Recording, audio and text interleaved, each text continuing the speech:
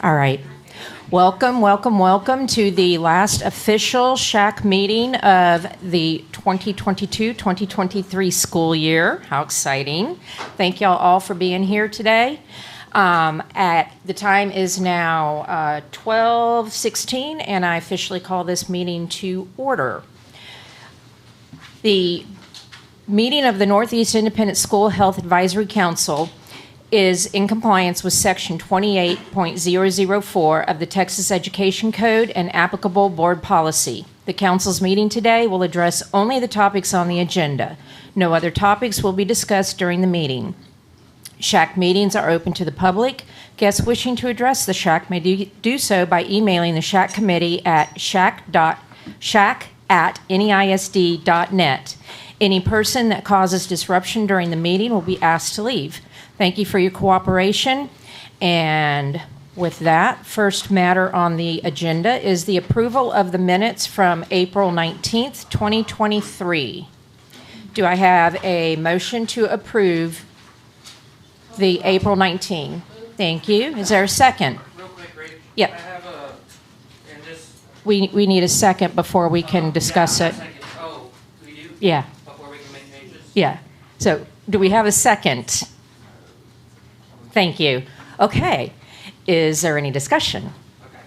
So, yeah, I was just going to, and this is more question than statement, on the Chase recommendation for the curriculum, motion passed unanimously with 25 votes, which is accurate. It was unanimous among members voted, but one member left prior to the Right before. So I don't know if that needs to be amended to change, because the sign-in sheet will show more than the 25. So I don't know if that's accurate as stated, or what do you think, Tim? So, is this on? Can you No. hear me? No. Just hit your little button. There's not a button on this one. Oh. They're supposed to automatically be on. Testing? Yes. All right, yay.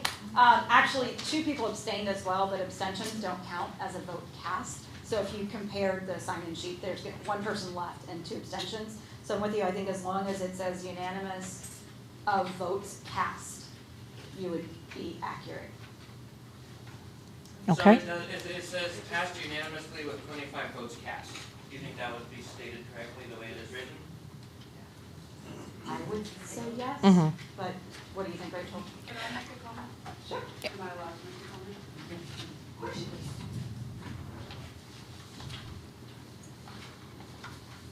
And this is just my opinion, but for transparency's sake, I might put that there were 2 abstentions, just so that the numbers match. Okay. And that one left. But did the one that leave sign in? Yes. Okay. So, and that's just my opinion. Okay, so with the aforementioned amendments to more clearly state that the 25 votes cast were unanimous, there were 2 abstentions, and 1 person who left early. If those corrections are made, yes, go ahead, Brandon. Random thing, I was just looking, members not in attendance. Christy Burgett was the first one on there. She was here, 'cause I remember talking to her. Yeah, she was Right? And then you just may want to add her, I mean, if it's for a head count and everything, Mhm. if they were gonna look at, I mean, Christy was here. Jasmine, were you here last month? No. No? Okay. I don't know if any others, just because Okay. I know her and we saw each other and talked, so. Thank you for saying that. Sometimes people don't sign in, and so we make those based on the sign-in sheet, so we will double check that. Thank you. Okay. So any other questions, comments? Yeah. Right. Yeah. So is there a motion to approve the April 19, 2023 minutes with the aforementioned revisions that we've just discussed? That would be the revision regarding Christy Baguette, the more clear representation of the voting with the abstentions and the person that left early. Okay, thank you. All those in favor, say aye. Aye. Any opposed, say nay. Okay, the ayes have it, and the motion passes. Thank y'all. In case you didn't notice, Tony is not here, and I'm going to choke him when I see him. I thought he was only kidding when he said his boss was flying in and that he was not sure. And I'm like, you better be sure. So anyhow, y'all get me for the day. At this time, we would like to ask each standing committee chairperson or their representative to share a brief summary of the work and or the upcoming work of their committee. We'll start with Ben with the Classroom Health and Sex Ed.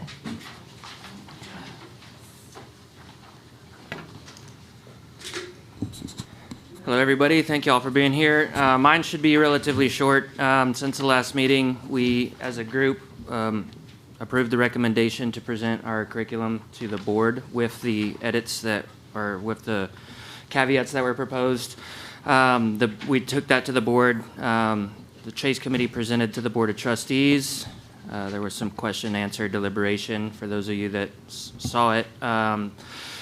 And the board did also vote unanimously to approve the choosing the best curriculum with the caveats and recommendations for edits that we attached to it. Based on their recommendation, we were given authorization to, the district was given authorization to purchase the program, the license to the program, and now we're in the process of working through the edits. Later during this meeting, you guys will present to you the edits to the videos for the high school 1 level of choosing the best. That's as far as we've made it so far. And I guess at that, we'll talk about the rest of it during that portion of the meeting. Thank y'all. Thank you, Ben.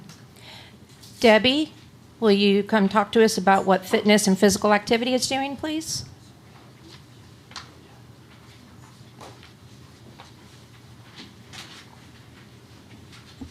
Mine's really short and to the point. The Fitness and Physical Activity Standing Committee has not met since last month's SHAC meeting, so there's not much to update.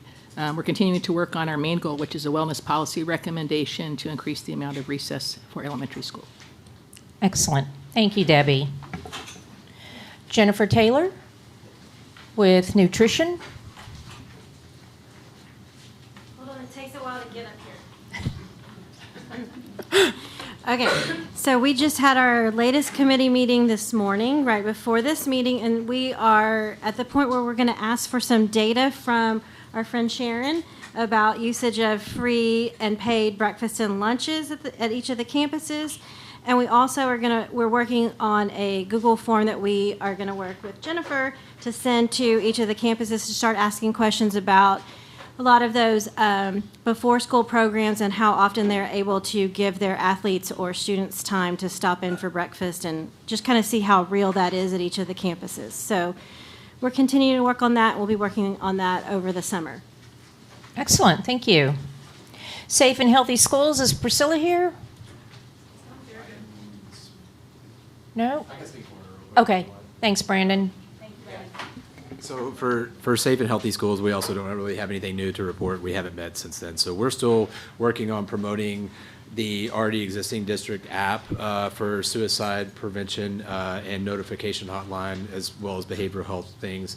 I was just brought to my attention the last board meeting. This kind of came up as a topic. I was unaware of that. So that's probably going to be on our agenda moving forward, is other ways that we can help decrease rates of this and make more awareness to the kids that they know they have a place to reach out anonymously to help others and help themselves in need. So that's it.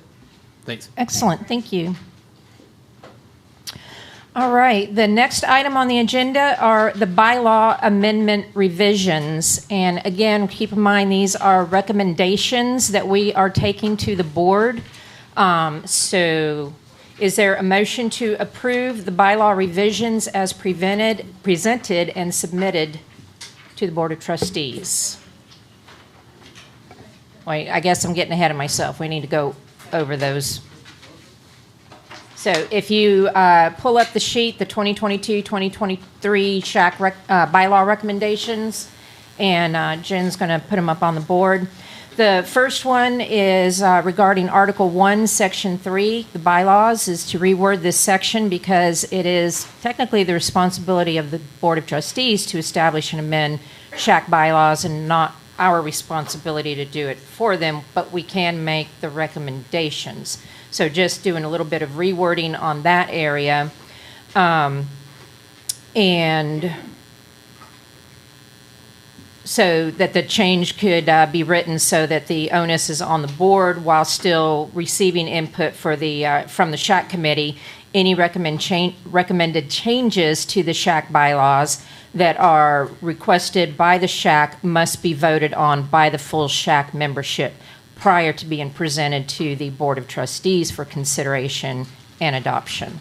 So that would be where that change comes in, instead of us voting on the entire thing prior to, we would vote on sections, the SHAC would vote on sections that the SHAC feels needs to be taken care of. So that's where that one is. Number 2, Article 2 is responsibilities. Add and clarify the wording as follows on A, to hold regular meetings per Education Code Section 28.004, in parentheses D-1. Number 2, the recommendation was to strike content and replace it with fulfill all other duties of Education Code Section 28.004, including recommending to the Board of Trustees policies, procedures, strategies, and curriculum appropriate for physical and mental health concerns through the integration of physical education, physical activity, nutrition services, parental involvement, instruction on substance abuse prevention, school health services, mental health services, the comprehensive school counseling program, a safe and healthy school environment, and employee wellness. So that current section that's in there the recommendation is that comes out, this goes in. And on D, to direct the SHAC facilitator to inform the superintendent and administration in advance of submitting issues, concerns, reports, and recommendations to the Board of Trustees. Can we comment on these now? Yeah, Or if, wanna wait till we're done? yes, if you, On the first one, real quick, the bylaws, does the rewording that first one really change anything? I was just a random question, because I read all that. on A, Yeah. I think the only thing it changes is adding per Education Code Section 28.004. That's, Because it already says that the SHAC has to vote and the board has Right. to approve, so, okay. right. So I think he's asking about the prior one, the first one. Yeah, Oh, the very oh, first oh, one. Article A, I'm sorry. Sorry, section 3, the bylaws. That one. Okay. I mean, I read it and I thought, well, yeah, that makes sense, but then I reread the actual bylaws after reading the recommendation. I thought, well, then to me, it already says the same thing. The full SHAC has to vote, and then the board has to review and approve before any changes can be made already, so the onus is already on the board. Not exactly. The way it's kind of worded, I think, was the question, just to reconsider the wording on that. Any other comments on that? Anyone? Okay, what about on Article 2? Any comments on those items, those suggestions? Article 3, meetings. All right, Section 1, regular meetings. The recommendation is to specify in the bylaws that standing committees may schedule additional committee, Zoom, Google meetings, as well as in-person committee meetings as deemed necessary to move their committee work forward, accommodate guest speakers, presenters, or for other reasonable purposes. These meetings will be coordinated through the SHAC facilitator. All standing committee members will be included in the correspondence, and the SHAC chair and vice chair will be made aware of any additional called meetings. So that's that recommendation. Yes, go ahead. Ben? So the, sorry. All right, so real quick on the accommodate guest speakers and presenters. Does that mean that standing committees have to accommodate No. if there's requests, or this is at the committee's request?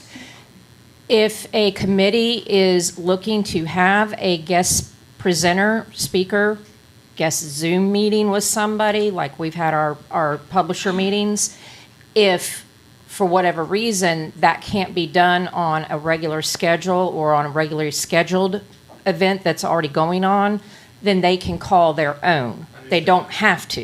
I get the intent now, okay. Okay. Thank you. Debbie? This one was my recommendation. You pretty much read it verbatim, except my first sentence was I was going to hopefully go back to what we did previously. The 4 standing committees will be given time to meet each SHAC meeting if time allows. I didn't see or hear that. Okay. Why it was omitted, or? I don't know, but because I was putting a bunch of different forms together and trying to make sure I captured everything.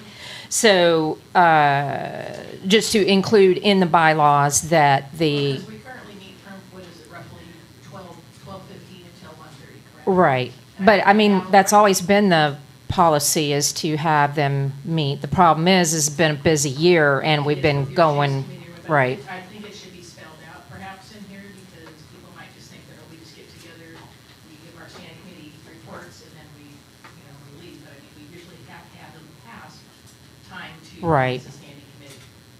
Okay.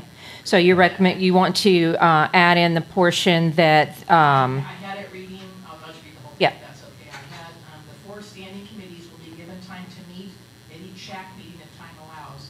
Also, each standing committee may schedule additional meetings as deemed necessary to progress rather in their committee work, accommodate a guest speaker, et cetera, which I believe we have that part of it. So just that first sentence about given time to meet if time allows. okay. Like, for instance, today, if time allows, we would, Right. Once we adjourn, if it's before 1:30, then you can still, right. Okay. So that's an addition. Are there any other comments on regular meetings? Anyone? Suggestions? Okay. If you go to section 5, attendance. So revise the attendance and notification requirements. Currently, SHAC parent guardian representatives can miss 3 consecutive SHAC and/or standing committee meetings in a year period before they may be considered for removal, and they are only encouraged to notify someone on the executive committee if they will be absent. All SHAC standing committees play a vital role in the full SHAC. When parent guardian SHAC members consistently miss meetings and do not notify anyone on the SHAC executive committee, not only does the work of their standing committee suffer, but the small member district for which they were appointed also suffers because they are not being adequately represented on the SHAC. Full participation and discourse by all members on a standing committee is expected. Additionally, when trustees appoint new members to the SHAC, the new member needs to understand that any ISD SHAC typically meets once a month, roughly 9 times during the school year. But there is the potential for additional full SHAC as well as standing committees to call for additional meetings. Commitment to the SHAC as well as schedule flexibility must be taken into consideration when appointing new SHAC members.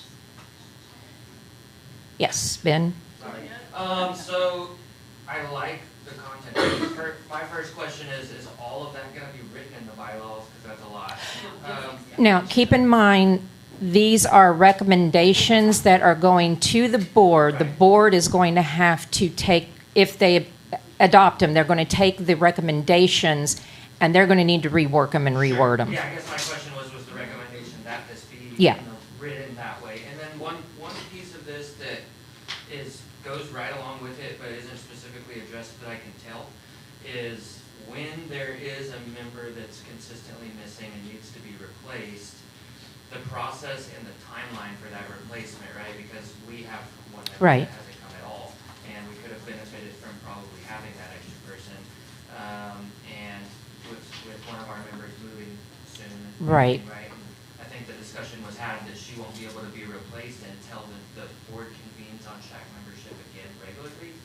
And even that member that is moving had the concern of, well, now my cluster will not be represented on this committee without her replacement being made immediate. So there might be something that we add to that about the timeline of replacing a member, and if it can be done outside of the regular scheduled SHAC member appointments, like a special session type of deal. So let's let Ms. Grona speak specifically to that, because you're hearing what's going on. I am. I don't think that was the intent. I think because we had asked and we get reports monthly of SHAC attendance. And so I think it's incumbent upon the board member to reach out to someone who's not attending to say, hey, do you still want to be a member? You know, is there a problem? So I think that it's our process that needs to be better, because I believe that the intent of getting that monthly report is for us to be able to say, okay, because we get it as a report every month at our regular board meeting, we have the opportunity to talk about those reports during that board meeting. So maybe what I need to do is call it out when we come to that section of the board meeting and say, all right, Mr. whoever or Mrs. whoever, you have a member who hasn't been all year. Would you like to consider reaching out to them and, you know, replacing them? So that could happen. Then that could be an agenda item the next month. Okay. The board member could say, I do want to make a replacement. So it wouldn't have to, it's my understanding, and I mean, again, I probably have to run that through the whole board, but I think that was the intent of getting those monthly reports, is so that we could make a change during the year and not have to wait until the end. Right. So this doesn't even need to be a bylaw at all, that's a process, you think? Well, it's a recommendation to fix the bylaw where that's concerned, or, you know, where that's concerned. Fair enough. I'm going to pass the mic too, but I did have a question on that too, because I know it says they have to notify the executive committee if they're going to be absent. That does happen often, but that doesn't mean that I say to everybody, this person's not here today because X, Y, Z. Right. So how is that worked in, like, because there's a statement in here, like, if they have to notify someone from the executive committee. Well, I think if they notify their standing committee chairperson or co-chair that they're going to be absent for such and such a reason, you know, then basically notification could be considered a, you know, an excused absence. You know, these are like, you know, okay, you're a member of SHAC and you're just not showing up. So should that say their standing committee chairperson instead of the executive committee? Because the executive committee also includes me. Mm-hmm. And us, and so I guess it could be any one of us. And then what do we do with that information? We just have it so that we know that this one was, you know, excused or at least made the effort to notify. Okay, so is that then supposed to get relayed to the board that they missed when? Like, is the Only board if supposed it's, to know? I would think only if it's like consistent. This seems like there's a gap in Yeah. that process a little bit. Maybe the recommendation that if it happens 3 or more times, then it will get taken to court. I mean, if it's once or twice, it's a meeting in the middle of the day and you can get off work for the last minute, you know, but I mean, just to stay consistent with what they're asking for. Again, I'll take either the credit or blame for this one. This one came from me as well. I didn't put all that verbiage in there, obviously. I don't think all that needs to be in there. I think it's kind of obvious that the SMD for which they are appointed is also going to be suffering. I think that person should be aware of the fact when they're given their notice on a monthly basis or whatever. I think it should be up to that individual, like you say, to reach out to the person. If the person's not getting back in touch with who's ever doing the reaching out, whether it's the trustee or Jan or us or whoever's supposed to be reaching out, then at that point I think they need to be considered for dismissal. I think that they need to be replaced as soon as possible. You shouldn't wait until the beginning of the Absolutely. next SHAC year or whatever. But my thing is I cut it down here because I was told that I needed to give like a number of how many meetings they needed to miss, or not needed to miss, but were able to miss before they might be considered being replaced. And that poses an interesting problem because I'm going to defer to Ben's committee again. They were meeting like weekly. Right. So, I mean, how can you go against that when we're meeting maybe monthly or, you know, every 2 months or something like that? I mean, you can't really like narrow it down. I mean, in a perfect world, yes, if we're all just meeting regularly around the same time, yes, you could do that, but you can't when he's meeting way more than we are, you know. So what I had put on here is I left the, lost the spot here, I'm sorry. I left the 3 consecutive meetings of either SHAC or standing committee, but I had taken out that 1-year period that was in the original bylaws or how it currently reads. And I had just said, member attendance should be or shall be monitored by the chairperson who will prepare a monthly attendance report and provide it to the board. And then here's the part that I put in here. Non-attendance of 2 consecutive meetings of either SHAC or standing committees without notice. I think that's the caveat there. Without notice may result in removal. Someone has a car accident, Right. child, whatever. There's going to be excuses that are valid. Sure. And then But those are typically relayed. I put on here, members must contact, and I just kept it on here. I put the chairperson, the facilitator, or their designee if they know they cannot attend the meeting. So you can tweak that however you want. But that was the gist of it. Is just don't not show up and not tell anybody. Because Right. to me, that means you have an interest in here, and there's probably someone who could adequately replace you who is interested. Exactly. So, but as far as who you notify, how many meetings to do, I was told I had to put a number, so I just threw that number out there. But main thing is the notice. Any? And I'll say too, that's very rare that people don't let one of us know they're not coming. I mean, almost everybody's not here today. I got an email or a notice, or they RSVP'd no, that they weren't going to be here. So it is rare that it is the person that just ghosts us, for lack of a better word. But what about the one that's consistently missed? But is this saying if they gave notice? Yeah. That's where this is getting tricky. If they gave notice and they consistently miss. That's the thing. If they gave notice, but they still missed every session, they're not really helping. Okay, and Can I just say something? Oh, this might. just so everybody is staying on board, we're putting ideas together so that we can make this recommendation to the board, because it's the board that has to write the bylaws, not us. We don't write our own bylaws because we are a committee of the board. So they tell us what to do. We're just making the suggestions that, hey, y'all need to look at this and reconsider this situation. Ms. Grona? Well, again, I think the intent is that regardless of whether they've given you notice and they're a repeat person who's not coming, I think the purpose or the intent in the bylaws, and I thank you, Katie, for giving me them, is that the board member has the authority to make that decision to remove that person.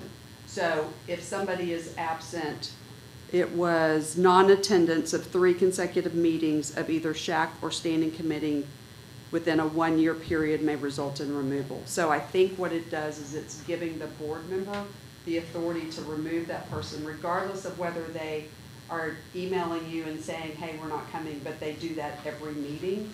I think, again, it's incumbent upon the board member to take responsibility of that. Exactly. And I think that's where the recommendation, the intent of... I guess my point is, I don't know that this needs to be changed. I just think that the board members need to do a better job, in my opinion, of following this that's already in the bylaws. Okay. What about the time frame, though? That year time frame, I mean. Oh, and maybe we change that.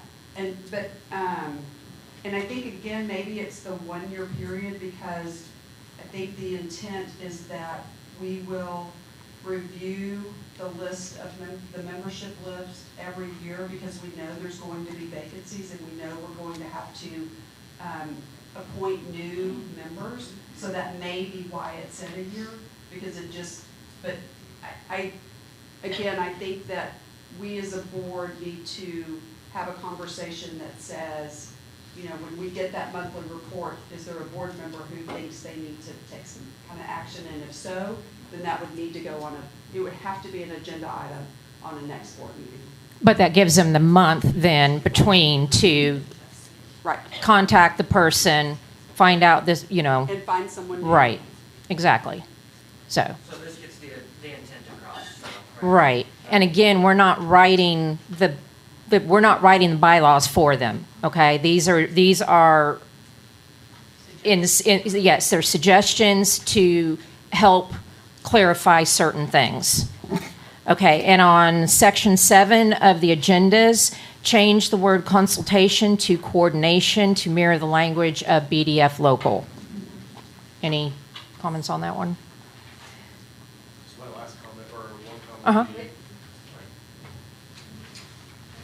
Not to throw another curveball, but just virtual attendance.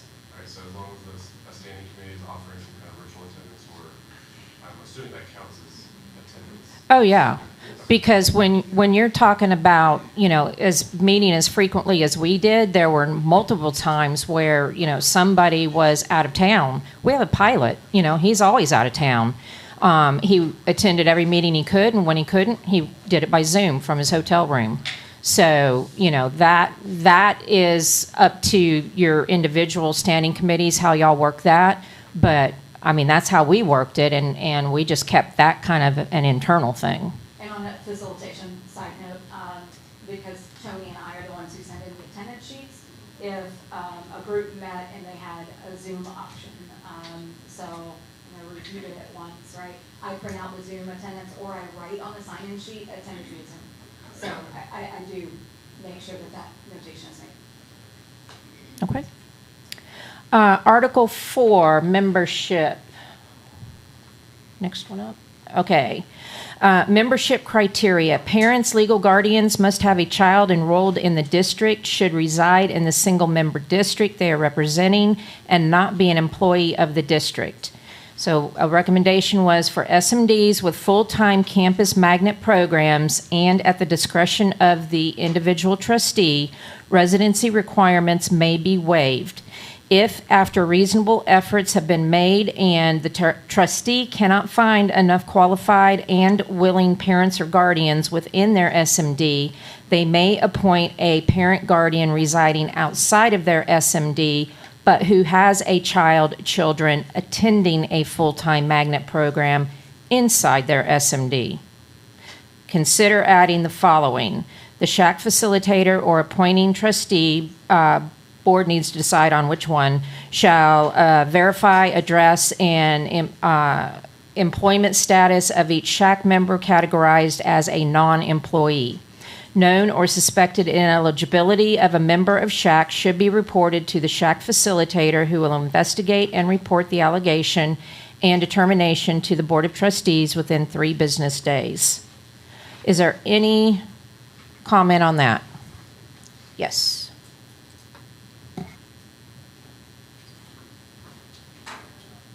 Thank you. I strongly disagree with the first part of this one. Very often the students in magnet programs are not representative of the other students at that school. And really I kind of find it hard to believe that it would be impossible in one of our high schools to find parents who are willing. And I also don't see how someone would enforce that, was reasonable effort made. I just think that it's unnecessary to put in this exception, and it isn't consistent with the representation rules that we have. Any other comments, questions? Yeah, so I just want a clarification. So then are we saying if we have parents of children who attend magnet schools, they would, to be part of the SHAC, they would represent their home campus? That's currently what bylaw says, where they reside, not where their children go to school. So so Lee has 3 different magnet programs that are full-time magnet programs on their campus. If the small member district trustee from Lee has spoken to the principal at the middle school, at the elementary school, at the high school, they have been given lists of names, they have gotten their applications from the facilitator, from the SHAC facilitator, and they are still having difficulty filling all of said positions. At that point in time, do they go out to parents of students in the magnet program? So I guess that's where this was coming from, the intent of this. And again, we're just bringing, because you'll see there's some contradiction in some of these because different people had different ideas. So, I have a question. yes. On the verifying addresses, don't we do that? Just normally enrollment of our children, aren't we verified already? I just don't want to add extra work to people if we're already being verified just with our children being in school. And I don't know if it's, are they trying to verify that I'm not an employee of the school?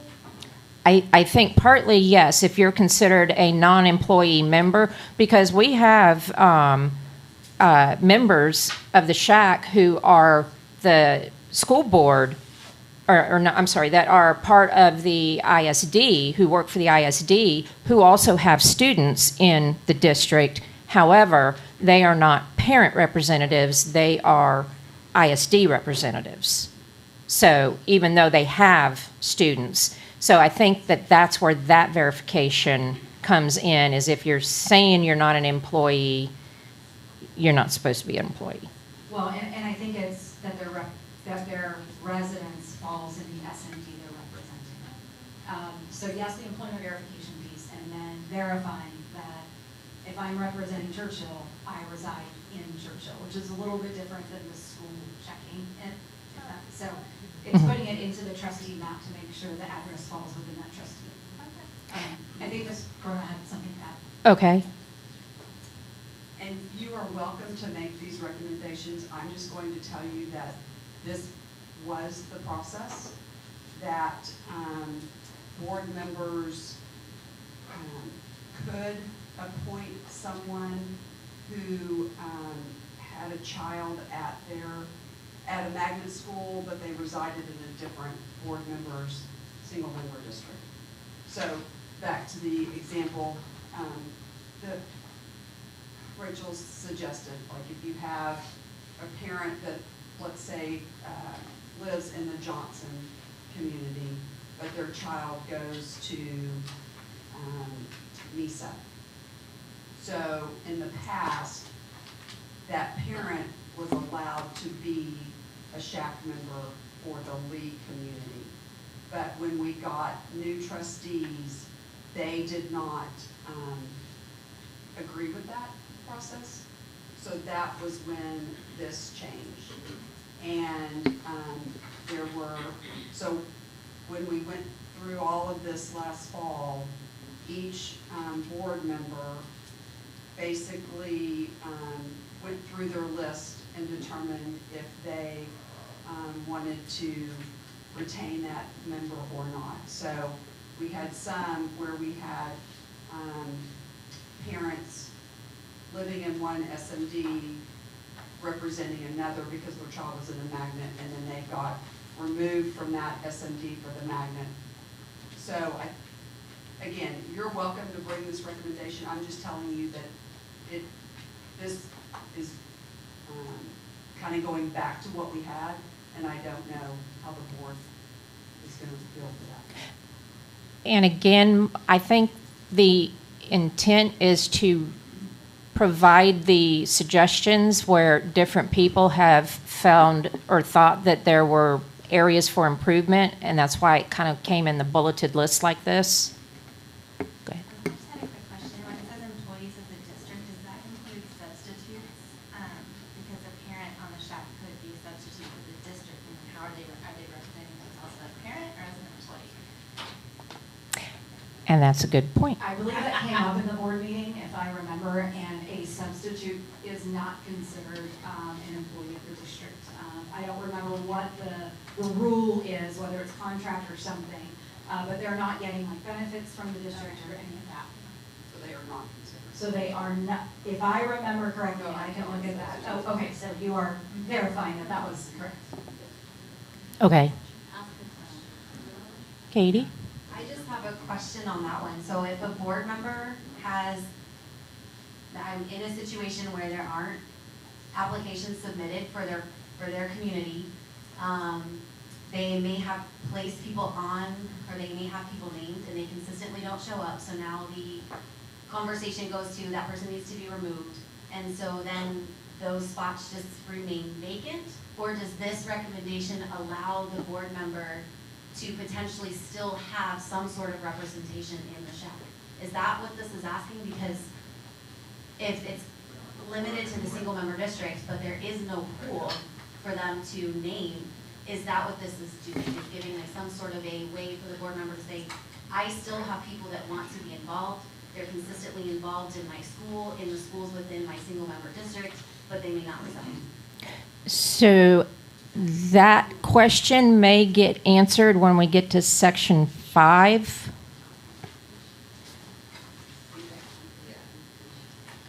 Ben, did you have something? Okay. Any other questions regarding this section 1A? All right.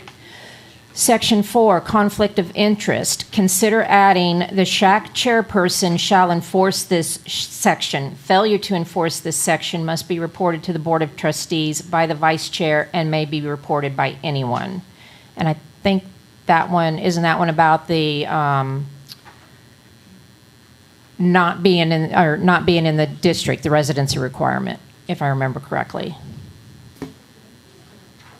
Does anybody have bylaws out real quick?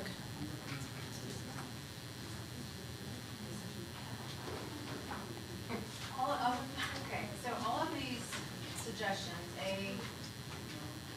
Section 4, Section 5. To me, it's giving an out for the potential of a board of trustee to not really dig into their district and make sure that their district is represented by the parents of that district, right? The lead cluster or whatever. There's 60,000 students in this district. There's no way that you can't find 4 parents, right? Is that they're looking for 4 parents and 1 community member within your district. So when we give them an out, they're gonna take it. If something is a little bit too easy to take out, because finding that 1 person in their district is too hard, I feel like then we're not making them do due diligence, right? I think all of these should just go, in my opinion. I don't think that they need to be adjusted. I think the main part, the intent is that your representative should be on the SHAC, Should be doing their due diligence. Like, my kid is at Nimitz, Mhm. I am in a lead cluster, but she's at STEM Academy, so I'm a magnet parent inside the particular cluster that I represent. That's how it should be. Or we have some that are, in the district and not at a magnet school, but in that cluster. I don't think it's hard for these trustees to do that. But when we give them an out, they're gonna take it. Everybody is.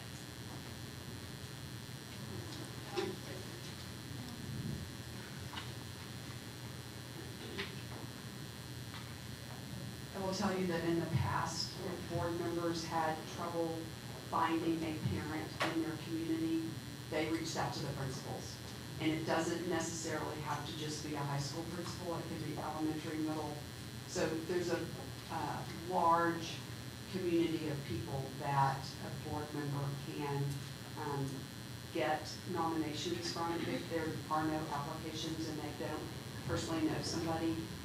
Because I know in the past, have done that. I've used my principals to say, do you know any parents who are really interested in what this committee does? Because that's been helpful to find somebody who's really interested in a recess and trying to, so I will tell you that I think, again, board members have a lot of opportunities for finding people within their district. And I might just add, to be fair, within the short time I've been in this role, a little over a year, with the attention that has been paid to SHAC, there were a lot of parents who said no because of things that have been going on as far as in the media, how it's portrayed of what's going on here. There are people who would love to serve, but not right now because of what they perceive to be what is going on. So I'm just going to say that in all fairness to all trustees, it is getting harder and harder to get people to say yes. And there's also the flexibility of the schedules and that kind of thing to take into consideration. Yes. My 2 cents on that, because I've been here for 5 years, is it's still a very unknown committee, and people don't always understand that, and I think we can all tell by how hard we try to push parents to show up for the sex ed topics. We had 20 people out of a 60,000 student district, so just because there are a huge pool of people doesn't mean we can get them to come. Right. So in fairness to the trustees, I think, although I don't know how I'm going to make up my mind on these suggestions, I think what I'm seeing by these suggestions is just allowing some space. That's how I see it.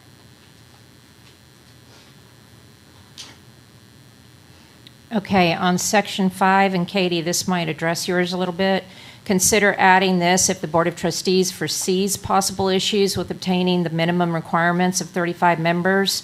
If, after reasonable efforts have been made and a trustee is unable to obtain enough volunteers for their SMD, the trustee shall inform the president of the Board of Trustees, who shall place the item on the agenda for other trustees to submit names for potential membership of a 1-year term, where currently it's a 2-year term.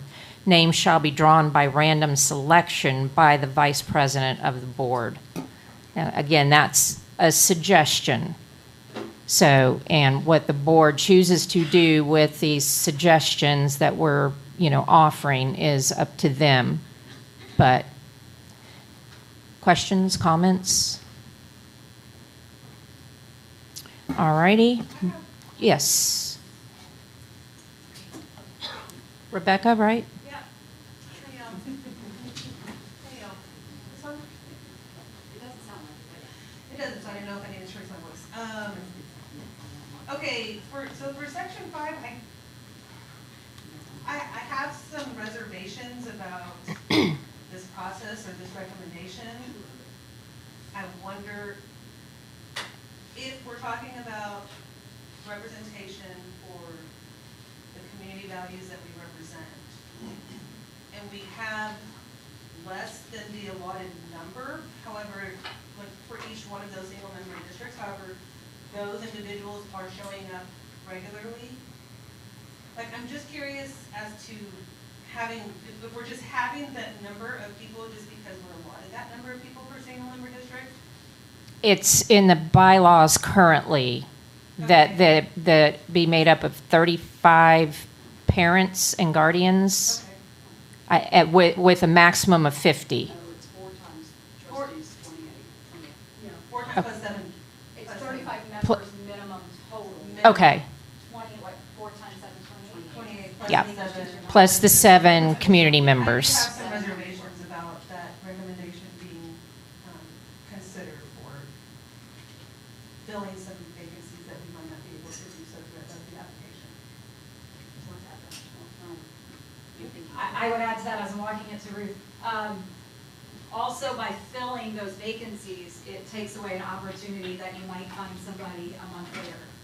Right. If we're going to fill people during the year, right? Like, could they possibly find one a little bit later and they could fill it, but now they can't because it got filled with somebody from a different SMD. A random draw.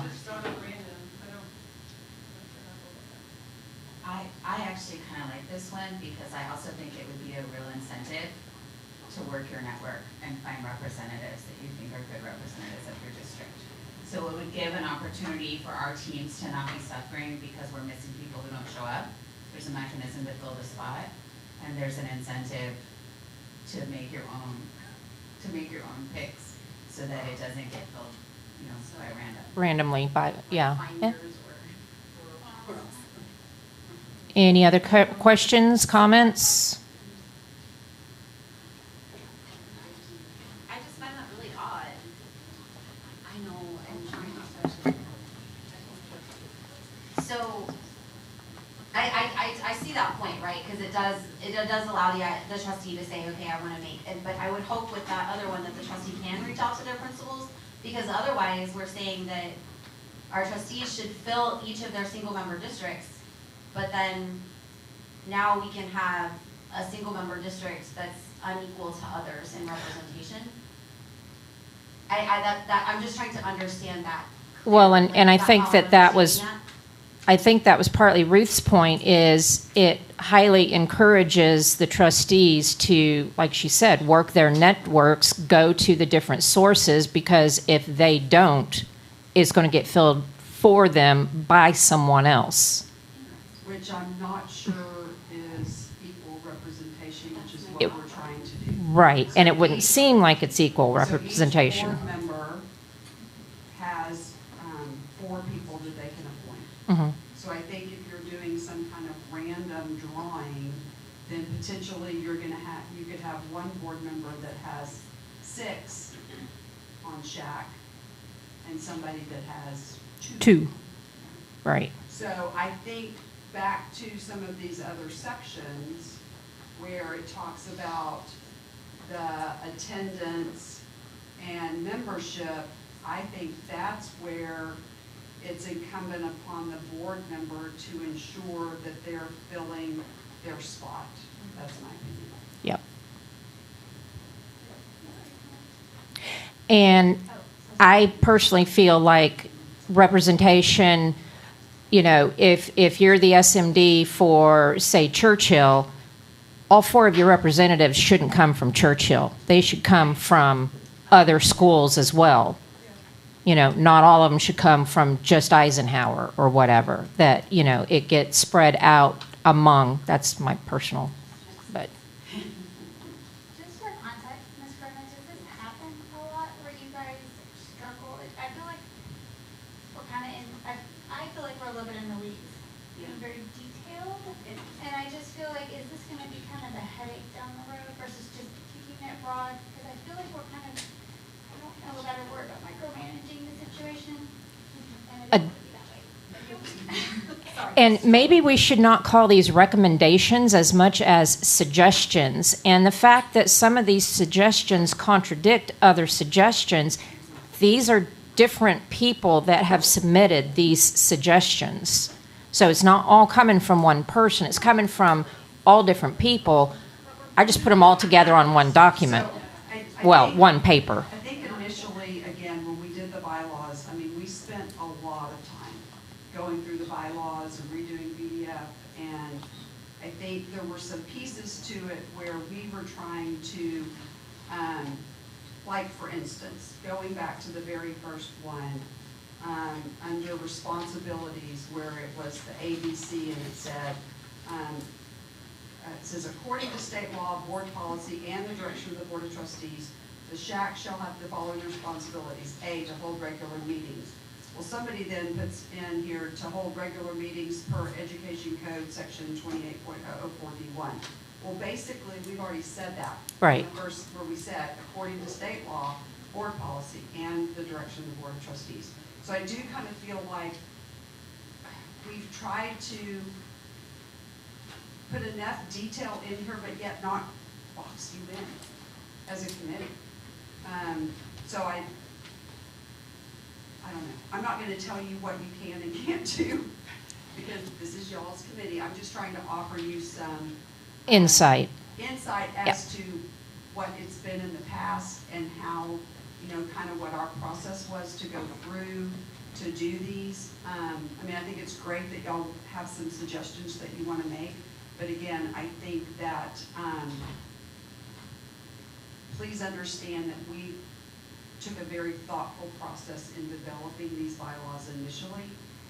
But if there are things that we missed, I think that was the intent of having SHAC come in and say, you know what, this was a big miss. And so I'm not really seeing any big misses based on some of these comments. But it's great feedback that y'all have. I just, to your point, Anna. Mhm.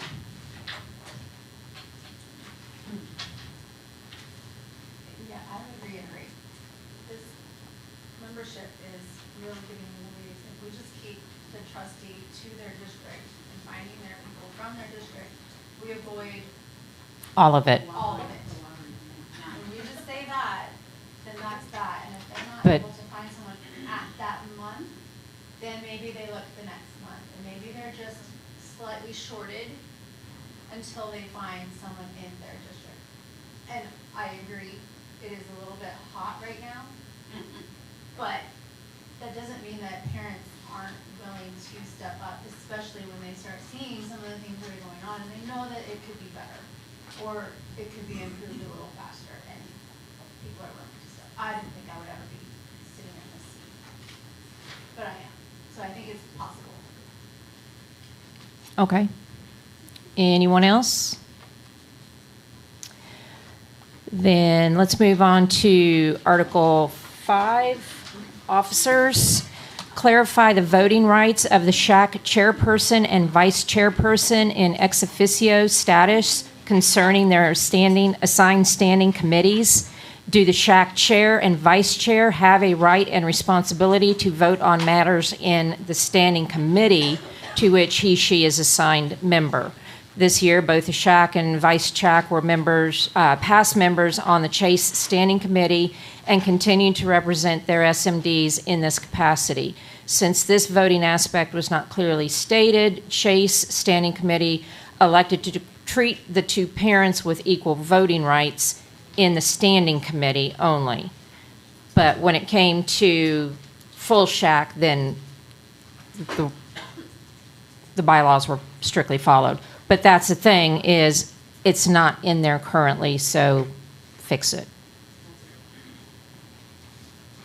Article, any questions, discussion, comments on that one?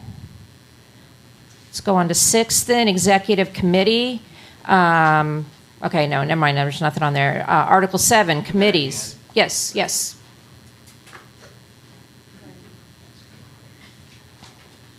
Okay, Article 6, after I submitted those other two, and I had nothing to do with that other stuff, my stuff was long past. I'm not taking any credit or blame for that other stuff, but I'll take credit or blame for this. I did not see this bit about the executive committee, okay? There is nothing, there are 3 times the executive committee is mentioned in the SHAC bylaws, the full SHAC bylaws, not this stuff that we were given here. Okay, so it's never defined what is the role and responsibility of said executive committee. It just talks about it, refers to it, but again, there's no role or responsibility outlined. So you're saying it just should say who it is, so it's the SHAC facilitator, the chair, vice chair, and the standing committees? It shows up as Article 6, Executive Committee in bold. Then under Section 1, Membership, the Executive Committee shall consist of, tells you what it who it consists of. And then down below, it just says that there should be,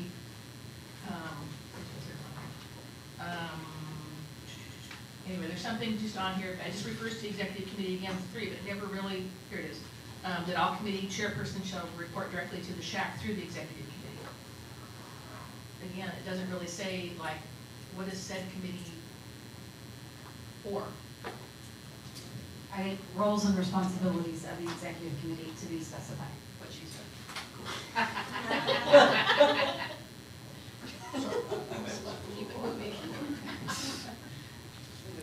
Anybody else? Any other questions on that one? All righty, then moving on to committees. Section 1, consider adding in verbiage or a process that allows individual majority consensus of members to introduce new or additional items for discussion that are pertinent to their individual standing committees. Also consider creating an internal SHAC process to allow SHAC members to make suggestions or identify areas of concern for other standing committees' consideration. Questions, comments?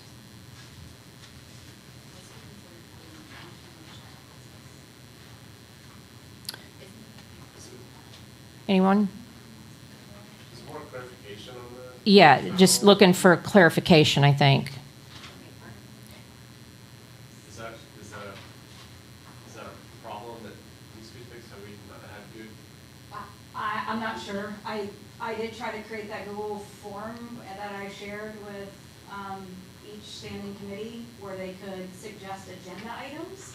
And then I think this is more, I think the intent of this one was more to, if two, figure out how many it takes on individual standing committee, but if 2 or 3 people have a item that they want discussed, not being, I guess, shut down or not heard from their standing committee, that gets opened up for discussion by everyone. And if, say there's a situation at somebody else's school regarding, I don't know, safety, and they're on the nutrition committee, maybe they can then make the suggestion to go to the safety committee, hey, XYZ, maybe, consider this. I think that was the intent of this one, was, go, Katie? I was just thinking, I was thinking aloud, sorry, I didn't do that last night. Would that not be this meeting though?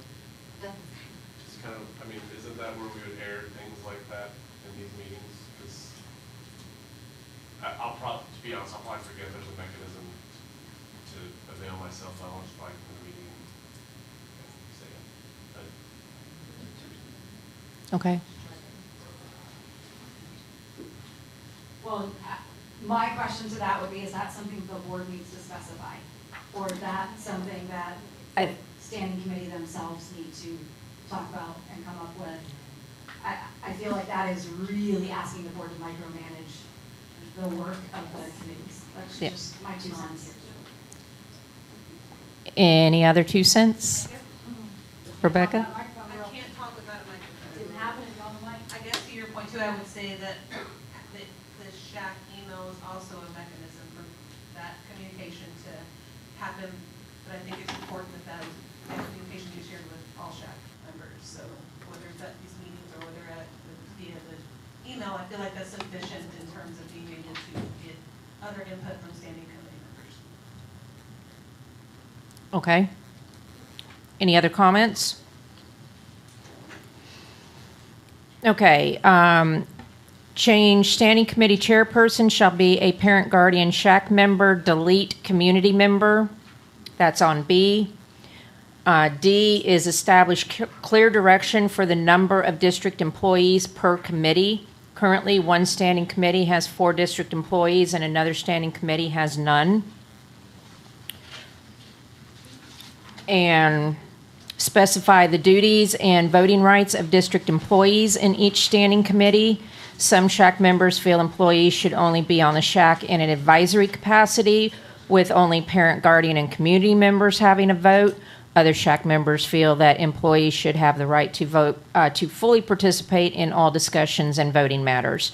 Clear guidance from the board and in the bylaws will be beneficial for all concerned parents, guardians, staff employees, and community members. Questions, comments? Yeah, to be honest, these last 2 just seem mean-spirited to me. It's already clearly established that the vast majority of this group is parents and other people that are volunteering here because they care about the kids in our district and they have knowledge or expertise in the matters that we're working with. They've made their life's work helping and supporting our kids, or they have parents or roles in our community where they come into contact with supporting kids. I mean, this also seems micromanaging to one of the other points. Who the committee chair is really is the person who's making sure we take the notes or get the follow-up meeting we have. It's not that that person is a unilateral vote driver. They are still in the minority on this committee. So this really just seems mean-spirited to me, and I think we should strike it from our recommendations. Because you don't think district employees should vote, or you do? Because I don't think we should exclude them from voting, and I don't think we should exclude them from being the committee chairperson. Say that again. Because they should not be excluded from voting, and they should not be excluded from being a chairperson. Okay. Any other comments?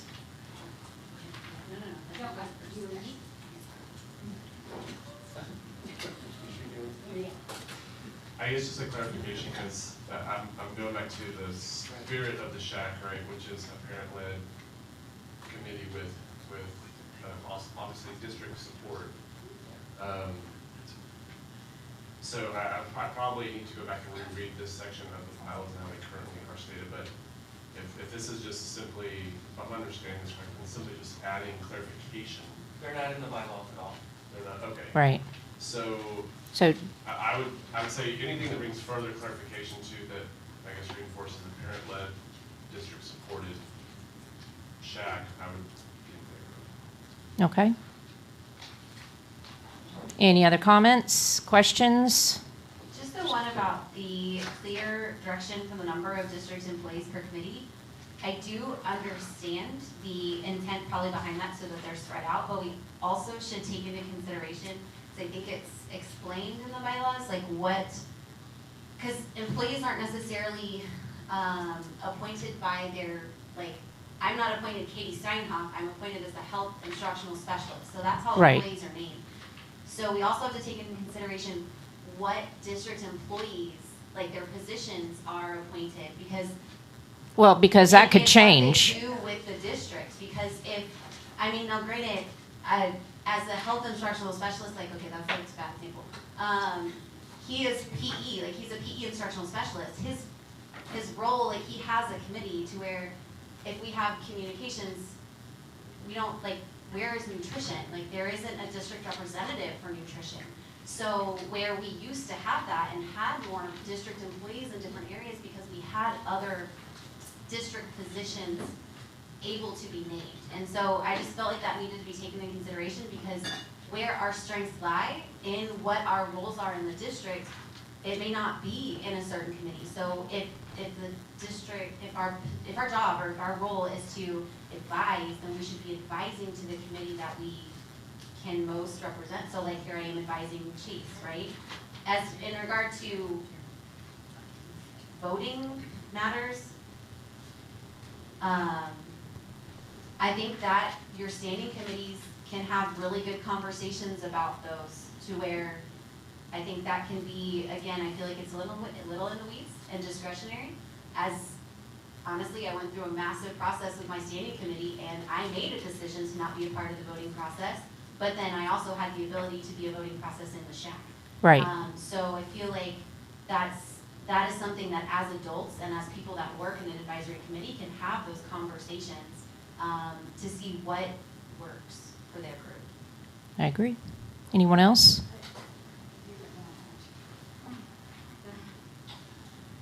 I was just gonna add to what Katie was saying, and I agree that if she wasn't in our standing committee with her expertise would have been squandered, right, somewhere else. She was a very valuable part of our committee. And to your point about her choice to abstain from voting and our final recommendation, that was a choice that she made of her own will. And I actually will take credit for being the one that recommended these. And not to say that I don't want the employees to have a voice, but that I think that it should be clarified for the future of SHACs. Not necessarily for who's in this room right now, or that I'm unhappy with how things went, but I'm gonna pick on Safe and Healthy Schools because they have 4 employees. And if all 4 of those employees, all 4 get to vote, that also may shift the tide against the parents' voice to some degree because there's so many of them. Whereas we had you and Emma, nutrition has 0 employees. I think to your point, that's where it's just defining it, right? If 4 employees should sit on Safe and Healthy Schools because that's where their expertise lies, should all 4 of them also get to vote? It's just a definition of clarifying. Anyone else? Emma? I think I'm just going to muddy the waters, really, but I really appreciate the support that I feel like the employee members are getting. As an employee, I think there are times that I would appreciate a little bit of clarification in regard to the role of voting, because I want to absolutely support my standing committee, but not cross beyond the line that I'm in that role to do. So Ben, to your point, I feel like we managed that situation very well. I think that it would just provide a little clarification and maybe a sense of just feeling comfortable that everyone is kind of following the same guidelines, to have, whether it's very specific or not, just some clarification of the voting role for employee members. Okay. Anybody else? Debbie? It's just a real quick thing. I'm looking at the actual bylaws there grammatical errors or misspellings or things like that, I mean, does that come through the board, or is that something SHAC needs to clean up? Oh, I'm so sorry, I was looking at 28.04. What was your question? Grammatical errors. Oh, we'll clean it up. Okay, or if there's words missing or something like that. Yeah, okay. All right, any other questions? Because I can tell, again, these are suggestions. We obviously are not in a place where we can vote on this currently, so I'm going to table this for now, and we're going to move on to, Can I add one thing? yes. As Ben's probably coming up to do his next part. Can you make a note to ask that we align 2F and 5A, bullet number 6? What that is the SHAC annual report. In 2F, it says that should happen in June, essentially, or before June. And in 5A, bullet 6, it says it happens in May. I went with June this year. Right. I had the option. But in the future, I don't want to get in trouble for doing it the wrong one. Okay, so we will readdress this. I know that y'all have already answered questions about a special meeting in consideration of the HSAE stuff. So this may end up just being a bullet or a second agenda item in that special meeting because we are not ready to move on to that. So, Ben. All right, so initially the intent of this was to go through our video edit recommendations that we spent a minute or two doing, not a lot of time. 7 hours. It's okay. The other thing was also important, so I'm glad we did it. That being said, in the interest of everybody's time in this room, our meeting is about to technically be over time-wise. So I think, and I might defer to you, Rachel, as the chair, but I think instead of going through these at this time, I'm just going to make the motion that we convene for a special meeting of the SHAC on June 2nd so that we have time to get SHAC approval of the edits in time to present them to the Board of Trustees at their regularly scheduled board meeting in June in order for approval in time for the teacher training this summer. So originally we were seeking y'all's approval on these video edits today, but we just don't even have time to even start talking about them, I don't think. So you guys have the pages. Is there a second to Ben's motion? It is a Friday. And the other thing that we discussed as a standing committee, and Jen checked with legal, it is technically acceptable to host it via Zoom. So if y'all can check your RSVPs on those, and maybe, Jen, maybe we can revise the RSVP to just include June 2nd and then add an option for Zoom. If we could, we have to have a quorum for that. Otherwise, it doesn't do us any good. So we have to have at least 21 voting or 21 members either present in person or on Zoom in order to get a quorum vote to present these edits to the board. So my understanding, Ben's motion is to do a hybrid in-person Zoom meeting on June 2nd here at the boardroom. That's what I was going to clarify, and I think I have seen it for other SHACs. I did not ask about the hybrid, but I have seen other SHAC videos where people did Zoom in during the SHAC meeting, and that helped with their quorum. So I will double check that, but I don't think that is going to be a problem. Okay. Also, we picked Friday because based on the RSVPs, that's where we had the most people that said yes, that they could attend on Friday. That's why he went with June 2nd. What time? Same time. 12:15 to 1:30. So that's the motion. I move to put a special SHAC committee meeting on the books for June 2nd, 12:15 to 1:30, hybrid Zoom and in person here at the RAMEC boardroom. Is there a second? Thank you, Jasmine. Is there any discussion? All right, all those in favor of doing this, of approving the motion for the June 2nd special meeting, say aye. Aye. Any opposed? All right, ayes have it. We will create a Zoom meeting or a hybrid Zoom in-person meeting and to go over the materials that Ben is talking about. And at the same time, we will get the bylaw suggestions amended and add in the information that everybody has talked about and see if we can't get that cleaned up some. If y'all do have an opportunity, take these packets if you could and maybe start reviewing and check the videos and the transcripts. The transcripts are on here as well. That way you can see the suggestions that we're making and see what you think about it. One point I need to make, copyright still applies. Those transcripts are copywritten material. Please don't take pictures, please don't distribute, please don't send to anyone. We have permission for those just for our review purposes. And then I don't want to speak, but the other stuff, we will probably get to them prior to that meeting. So any other edits, we will get sent to you prior to that June 2nd meeting for you to review ahead of time. Right. Yep. Review the video. Yep. Where do they see the video? Oh, the videos, they're still available through Skyward Online. So you can still go into your Skyward the same way you looked at it before. They're still there. So that's how you get in there and we'll get those. Okay. If you struggle with it, let us know. Next on the agenda is recognition of service. So at this time, we would like to thank a few of our SHAC members who will no longer be eligible to serve on SHAC. Melinda Cox. Huh? But they do get to come back June 2nd. Oh, well, yeah, but yeah. Technically, the SHAC year doesn't end until June 30th, so they'll be eligible until then. But since this is the last regular meeting, Melinda Cox, I saw Melinda walk. Hey, Melinda, come on up. Melinda is from the Safe and Healthy Schools Standing Committee representing Johnson Cluster. Melinda's youngest child is graduating from Johnson High School this year. So, Melinda, in appreciation for your years of service, and how many years have you been doing this? I know it's a long time. 7 years. 7 years. So, Stuff in that bag. thank you so much for your...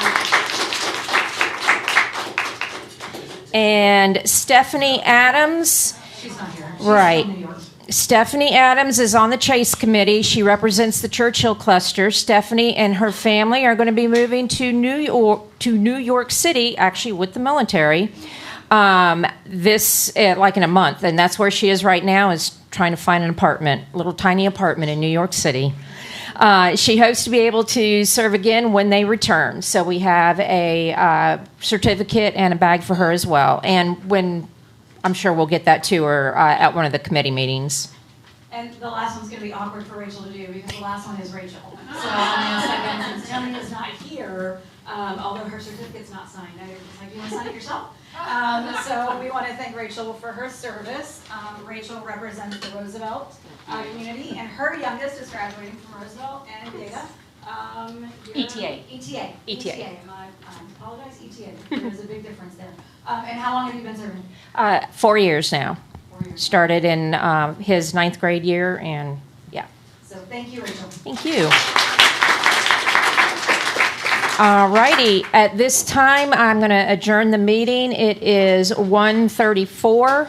I thank y'all all so much for your time, attention, and just stay tuned to the emails because I know that we're going to have stuff coming out from the Chase Committee, and there'll be more information regarding the June 2nd special meeting. Thank y'all, and have an awesome time, awesome week. Are you